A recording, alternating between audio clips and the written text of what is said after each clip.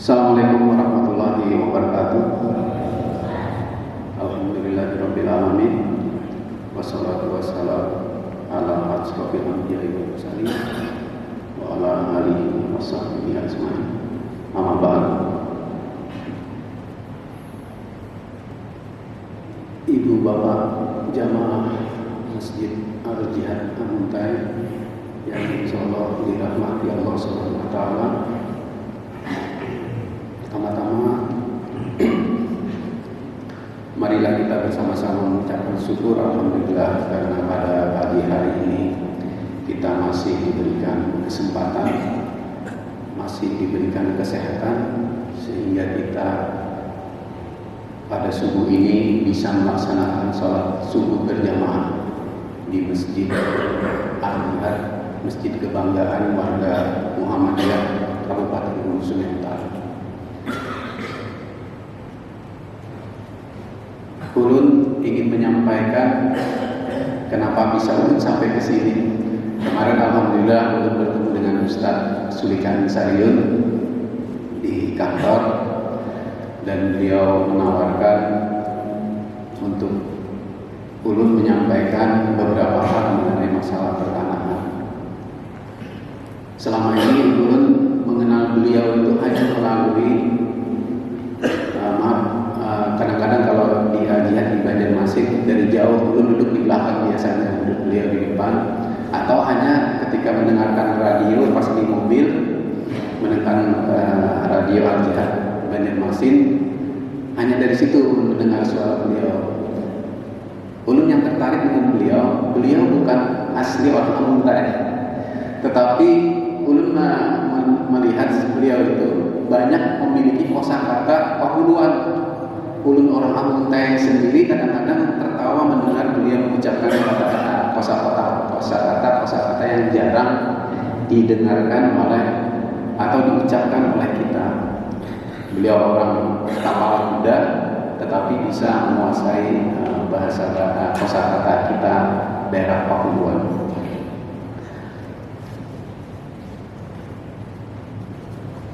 Salawat dan salam tidak lupa kita sampaikan kepada junjungan kita Nabi Muhammad sallallahu alaihi wasallam. Allahumma shalli ala Muhammad wa ala ali Muhammad. Kepada kerabat beliau, sahabat dan juga umat beliau hingga akhir zaman. Hari ini ulun minta waktu kepada pian semuanya, mungkin kada lawas karena kita ini sudah jam 6, jam 5:35, karena mungkin kita akan beraktivitas kembali. Ulun minta waktu sekitar 15 menit atau 20 menit, mudah-mudahan tidak lebih. Dalam rangka apa? Ulun hanya ingin menyampaikan pesan atau informasi kepada pian-pian semuanya. Mudah-mudahan informasi ini bermanfaat bagi jamaah sekalian dan juga bisa disebarkan kepada warga Kabupaten Gunung Sungai Utara.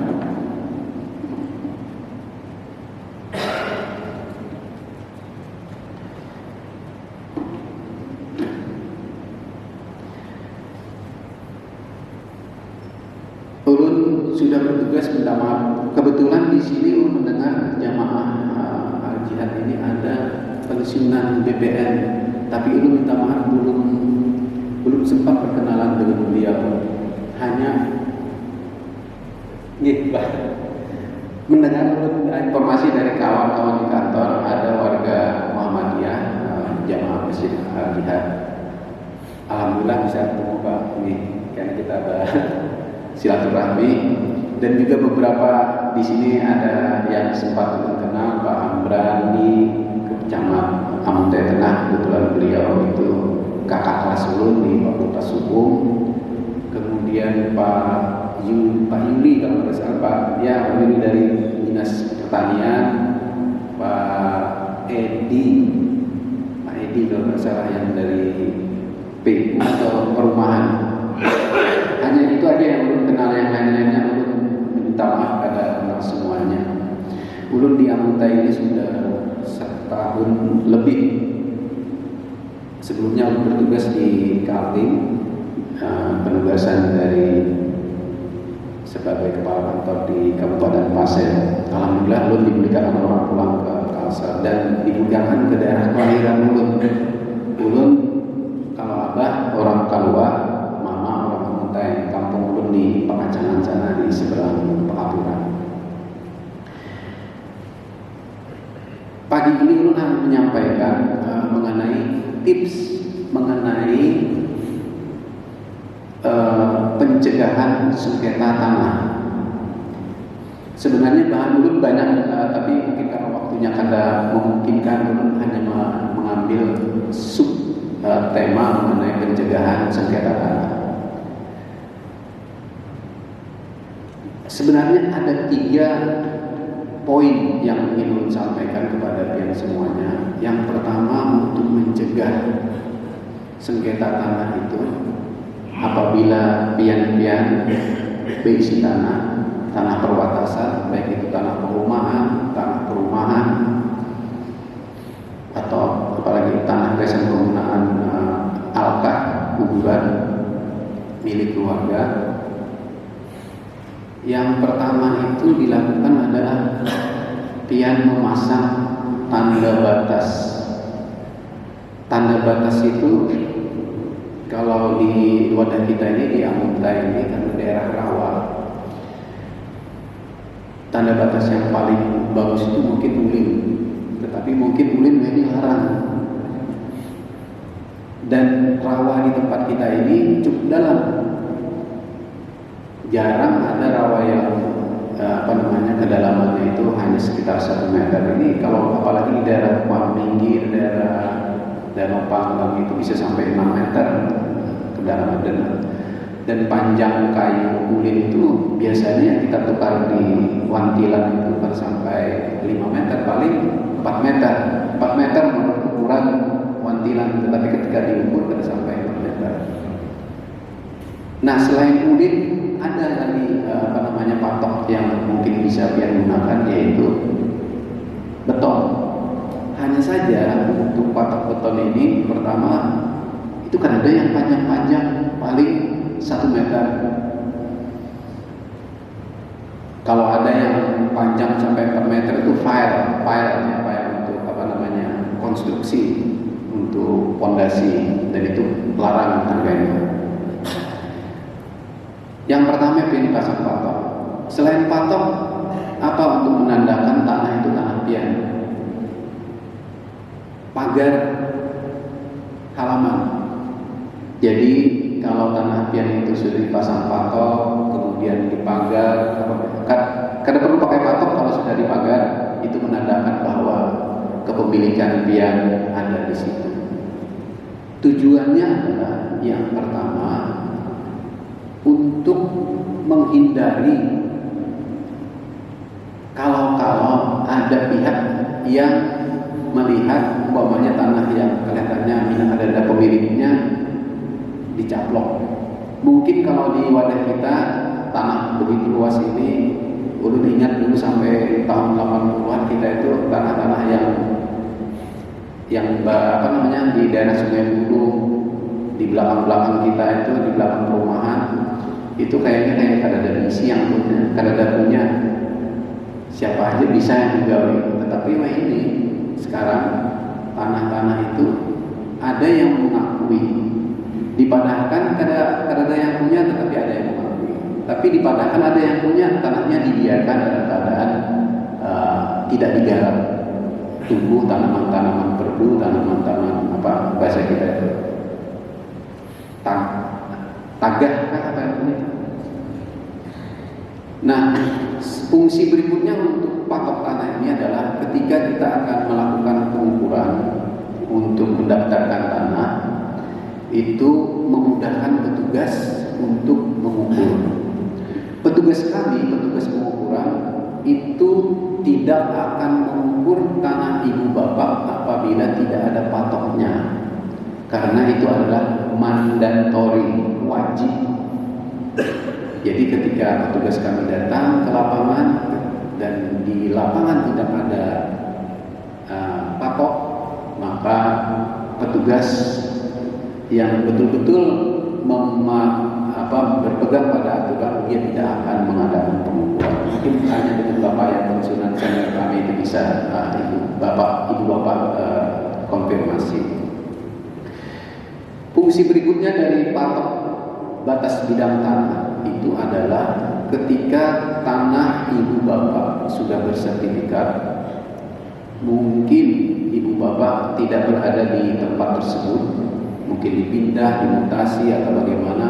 Ketika kembali lagi, ibu bapak ingat punya tanah di Amuntai, di Hulu Sungai Utara, tetapi yang datang ini hanya anak ibu bapak, dan anak ibu bapak tidak mengetahui di mana posisi tanahnya. Mereka hanya memegang sertifikat.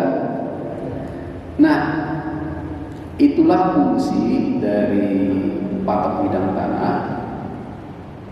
Ketika petugas kami akan mengadakan pengukuran ulang, dicocokkan dengan data yang ada di sertifikat, maka insya Allah tanah tersebut bisa ditemukan. Walaupun si anak tersebut tidak mengetahui posisi tanahnya di mana, tetapi data-data di kantor pertanahan itu ada.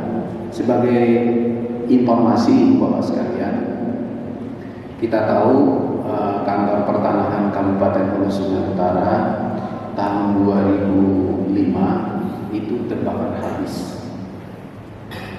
Jadi data-data warga Kabupaten Hulu Sungai Utara yang sudah bersertifikat, tanah-tanah warga Kabupaten Hulu Sungai Utara yang sudah bersertifikat itu habis terbakar. Sehingga apa yang kami lakukan, kami meminta kepada ibu bapak, saya juga minta tolong kepada ibu bapak untuk menyampaikan informasi ini kepada warga, kepada keluarga, kepada kerabat yang mungkin memiliki sertifikat hak atas tanah, baik itu hak milik atau hak guna bangunan atau hak pakai yang berada di tepi sungai, untuk datang ke kantor pertanahan Kabupaten Hulu Sungai Utara di Jalan Empungan Istana Sungai Malang. Apa yang kami lakukan yaitu untuk mengupdate data yang ada pada warga. Kami ambil titik koordinat, kami plotting, sehingga data ibu bapak tersebut kembali muncul di sistem aplikasi kami. Kami bekerja menggunakan sistem aplikasi, tidak dengan manual. Jadi insya Allah sekarang kalau istilah tumpang tindih, kalau betul tumpang tindih itu tidak akan terjadi lagi. Karena apa? Karena menggunakan titik koordinat. Di sistem kami ketika sama titik koordinatnya maka akan tertolak. Itu dengan catatan sertifikat 6 lawas tadi sudah diupdate di sistem kami. Nah, itu ibu bapak sekalian mengenai patok bidang tanah, fungsi dari patok bidang tanah. Tips yang kedua untuk menghindari sengketa adalah apabila pian-pian semuanya ini berisi tanah yang tadi sampaikan, entah itu tanah untuk perumahan, untuk pertanian atau yang lain-lainnya. Dan apabila belum terdaftar, belum bersertifikat, daftarkan saja ke kantor pertanahan kabupaten kota setempat. Kalau di wilayah kita di Kabupaten Hulu Sungai Utara ini di Sungai Malang. Pian-pian jangan khawatir untuk mendaftarkan tanah pian-pian semuanya. Di tempat kami kadang kaya seperti dulu lagi. Mungkin pian khawatir ketika pian datang ke kantor mungkin lawas atau berbelit-belit. Seperti yang saya sampaikan tadi, kami sekarang menggunakan aplikasi, sehingga begitu pian kami keluarkan perintah store membayar, kemudian pian bayar, istilahnya argo lah kalau kita naik taksi, langsung berjalan argonya. Argonya itu ada batas waktu. Kalau umpamanya untuk balik nama, batas waktunya hanya 7 hari. Roya 7 hari. Kalau lewat dari itu, di sistem kami langsung merah, memberitahu kepada petugas bahwa berkas yang bersangkutan sudah lewat waktu, sehingga harus segera kami selesaikan. Apa permasalahannya kita tidak tahu, apakah mungkin ada permasalahan yang lain. Dan ibu bapak ketika datang ke kantor kami tidak perlu membawa duit untuk mendaftarkan tanah. Kalau pian mendaftarkan tanah seorangan lah, mendaftarkan tanah yang pribadi, istilah kami rutin dengan pian kalau perlu membawa duit, pian cukup membawa persyaratan-persyaratan yang sudah ditentukan dan kartu ATM, karena kami ada lagi menerima pembayaran tunai. Pembayaran kami melalui transfer antar bank dan juga gesek kartu di alat edisi. Ada dua cara untuk mendaftarkan tanah. Yang pertama tadi rutin yang disampaikan, kalau pian seorang datang ke kantor mendaftarkan tanah. Yang kedua adalah melalui proyek pemerintah. Nah, ini udah ingin menyampaikan kepada pian-pian semuanya, seluruh Indonesia, kantor pertanahan melaksanakan kegiatan PTSL, pendaftaran tanah sistematis lengkap. Kalau kita kata yang bahari, yang Tuhan ini mungkin mengenalnya itu Prona, hampir sama. Tetapi kalau Prona itu sifatnya sporadis, kadang di desa ini 1, 2, 3. Nah, kalau yang PTSL ini kita pusatkan di satu desa, di satu kelurahan. Kelurahan itu kita garap semua mana-mana tanah yang belum bersertifikat, kita ukur, kita terbitkan sertifikat. Untuk tahun 2022 kita mulai tahun 2019 sampai tahun 2021 Kabupaten Hulu Sungai Utara itu mendapatkan alokasi kegiatan PTSL PM, dan PM itu partisipasi masyarakat yang dibiayai Bank Dunia. Kegiatan tersebut adalah hanya untuk mengukur tanah-tanah pian. Jadi belum menerbitkan sertifikat, mengukur semua bidang tanah yang ada di lokasi yang ditunjuk. Sebagai informasi, sampai dengan tahun 2025 target dari pemerintah pusat, seluruh bidang tanah yang ada di wilayah Republik Indonesia ini sudah diukur. Nah, yang kegiatan pengukuran tadi, karena keterbatasan anggaran pemerintah, karena awal langsung menerbitkan sertifikat, hanya mengukur bidang-bidang tanah, itu ada produknya berupa peta bidang tanah. Nah, peta bidang tanah ini yang kayaknya pian bawa ke kantor pertanahan untuk didaftarkan menjadi sertifikat. Pian kada perlu lagi membayar biaya pengukuran karena sudah diukur tanahnya oleh pihak ketiga. Jadi yang pian bayar itu hanya karena panitia dan biaya pendaftaran SK. Sudah berkurang, mungkin sekitar separuh biaya sudah berkurang karena biaya pengukuran itu yang paling besar komponennya. Nah, kegiatan pengukuran ini kebetulan tahun 2022 ini kita tidak dapat lagi karena kita tidak bisa memenuhi target yang dipenuhi oleh pusat. Saya belum mengerti kenapa warga kita ini, warga Kabupaten Hulu Sungai Utara ini banyak yang kadang mau mengikuti kegiatan tersebut. Ya, mungkin salah satunya adalah kita harus menukar materai, itu kan gratis. Kemudian mengolah surat SKT yang dibuat oleh kepala desa, dan itu mungkin karena gratis juga. Yang gratis di tempat kami itu adalah biaya pengukuran yang tidak ditanggung oleh pemilik tanah.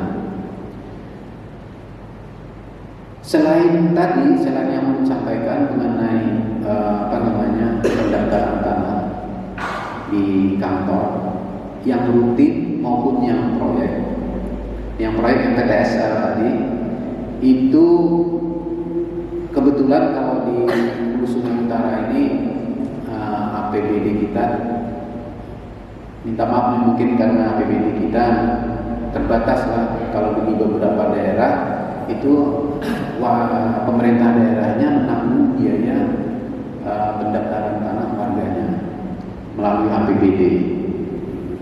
Hanya saja mungkin kita bisa memaklumi daerah Kabupaten Hulu Sungai Utara tidak bisa membantu warganya untuk mensertifikatkan tanahnya, bahkan untuk membiayai sertifikasi tanah-tanah aset. Pemkab sendiri, Pemkab agak kewalahan untuk membiayai tersebut. Kami berapa kali rapat dengan KPK, didorong terus oleh KPK untuk membantu kabupaten mendaftarkan tanah-tanahnya. Dan ini sedang proses. Ibu bapak sekalian yang hormati, tips kedua tadi, daftarkan tanah pian. Fungsinya apa?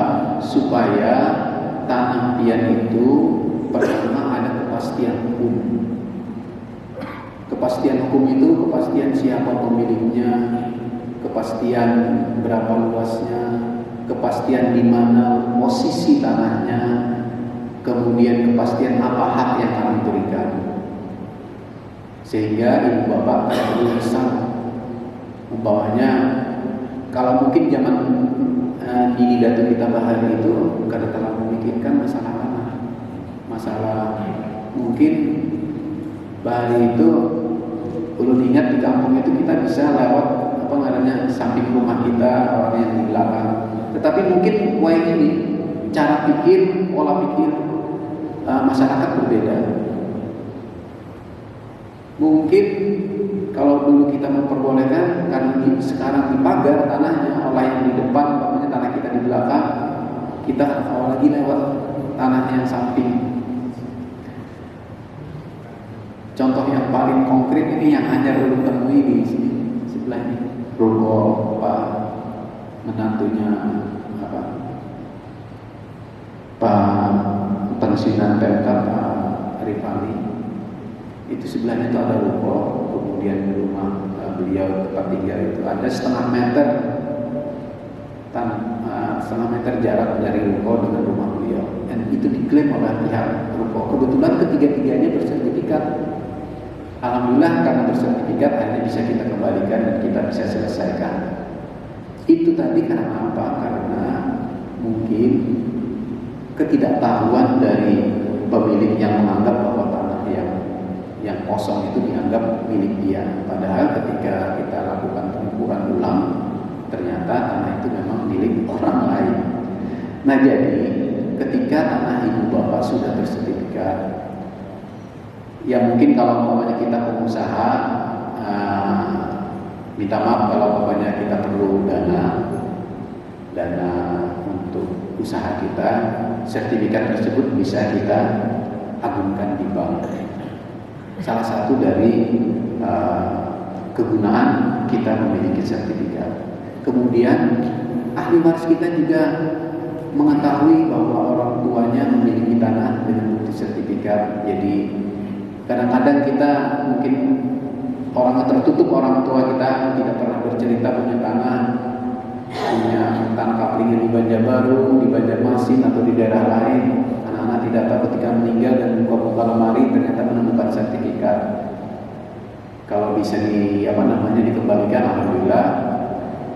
Sertifikat yang kalau sertifikat baru insya Allah ibu bapak sekalian tidak akan tumpang tindih. Tapi yang lama, produk lama itu tahun 60-an, tahun 70-an, 80-an yang mungkin kalau pernah dibuka sertifikatnya itu yang belum diupdate di kantor kami, itu kemungkinan besar tumpang tindih ada. Karena data yang pertama tadi, data di tempat kami terbakar semua. Sehingga ketika kami melakukan pengukuran, orang mendaftar tanah di atas tanah pian yang sudah bersertifikat tadi bisa jadi terbit sertifikat karena data di tempat kami tidak ada. Karena itu kami mengimbau kepada pian-pian semuanya, apabila pian memiliki sertifikat, bawa ke kantor pertanahan, kita ukur ulang, kita update, kita plotting, kita ambil titik koordinat, kami masukkan dalam sistem kami. Insya Allah tanah pian itu kalau mungkin lagi tumpang tindih. Pada kesempatan ini juga ulun yakin di antara pian-pian ini ada yang tinggal di komplek perumahan. Komplek perumahan yang perumahannya itu dibangun oleh pengembang dan tanahnya itu haknya yang diberikan itu HGB. Coba pian cek bulik dari masjid ini kena lihat apakah itu HGB atau hak milik. Ulun yakin kalau pengembang itu hak guna bangunan, karena badan usaha, perusahaan itu tidak boleh memiliki hak milik. Mereka hanya bisa memiliki hak guna bangunan yang kemudian dijual kepada pian, yang pian tempati mungkin dalam jangka waktu tertentu. Apabila lunas, itu menjadi milik pian. Coba cek sertifikat tersebut, lihat jangka waktunya. Di situ di halaman 2 sertifikat itu ada jangka waktu untuk tanah yang pian beli dari pengembang. Kalau umpamanya sudah berakhir haknya atau belum berakhir, tetap bawa ke kantor tanah. Untuk yang sudah berakhir itu ada proses penerbitan, mungkin dari awal lagi kami menerbitkan sertifikatnya. Tetapi yang belum berakhir haknya itu namanya istilahnya di tempat kami perubahan hak dari hak guna bangunan menjadi hak milik. Jadi tanah-tanah HG pilihan itu akan kami tingkatkan menjadi hak milik. Syaratnya adalah ada IMB yang menandakan bahwa rumah yang pian tempat itu adalah rumah tinggal. Apabila ada IMB, cukup minta surat keterangan dari kepala desa atau di daerah kota ini juga yang menyatakan bahwa rumah tinggal, rumah pian itu adalah rumah tinggal. Jadi dengan syarat itu sertifikat asli, IMB atau surat keterangan lurah, KTP, SPPP, PBB, datang ke kantor kami tingkatkan menjadi hak milik. Pian datang seorang jangan melalui perantara, itu aja pesan gue. Kalau pian melalui perantara, entah itu perantaranya notaris, apalagi notaris. Kalau notarisnya ada jasa yang harus kita bayar, dan menurut yakin biayanya akan murah kalau pian melalui notaris, karena kita membayar jasa ini yang mengurus. Ulun kada takut kalau di HSI kayak apa prakteknya, tapi saran dulu pian datang sendiri ke kantor, dan beberapa warga yang sudah ulun sarankan ternyata datang ke kantor dan membuktikan itu bisa diselesaikan walaupun beliau sendiri yang mengurusnya. Ulun membersihkan ini sudah lewat 20. Yang tips ketiga untuk mencegah sengketa tanah, gunakan dan manfaatkan tanah pian itu sesuai dengan peruntukannya. Kalau dalam SK pemberian atau di sertifikat itu tercantum tanah perumahan atau tanah pertanian. Kalau untuk tanah perumahan, gunakan untuk perumahan. Kalau untuk tanah pertanian, gunakan untuk pertanian. Apalagi kalau sekarang ada lahan pertanian berkelanjutan, lahan yang dilindungi sawah baku, itu kada boleh kita tanah yang sudah dinyatakan sebagai lahan pertanian berkelanjutan itu digunakan untuk perumahan, karena kita mempertahankan jangan sampai tanah-tanah sawah itu berubah fungsinya menjadi tanah perumahan yang akan mengakibatkan nanti produksi pertanian kita akan menurun. Jadi kalau umpamanya itu tanah untuk tanah pertanian, gunakan untuk pertanian, entah itu ditanam sawah, padi, atau tanaman-tanaman yang lain. Kalau untuk perumahan, gunakan untuk perumahan. Di aturan di Perda Kabupaten Sungai Utara itu ada tata ruang, entah itu tata ruang untuk perumahan, entah pertanian, perdagangan dan jasa, kemudian ruang terbuka hijau itu diatur oleh Perda. Jadi cek nanti di sertifikat penggunaan tanah ibu bapak sekalian. Nah ibu bapak sekalian, sebenarnya banyak yang ulun sampaikan. Ini ulun potong hanya selebar ini aja yang ulun bawa supaya kada terlalu banyak ulun menyampaikan, dan waktu juga sudah jam 6 lewat, sudah waktu surut juga. Sekali lagi ulun mengimbau kepada ibu bapak sekalian melalui pian-pian semuanya, sampaikan informasi ini kepada keluarga, kerabat, dan juga tetangga mengenai informasi ini. Daftarkan tanah ibu bapak, pertama pasang patok, kemudian daftarkan tanah ibu bapak ke kantor pertanahan. Datang sendiri, jangan melalui perantara. Kemudian gunakan dan manfaatkan tanah ibu bapak supaya tidak terlihat ditelantarkan. Mungkin ini saja yang untuk sampaikan. Minta maaf apabila ada hal-hal yang tidak berkenan di hati ibu bapak sekalian. Marilah kita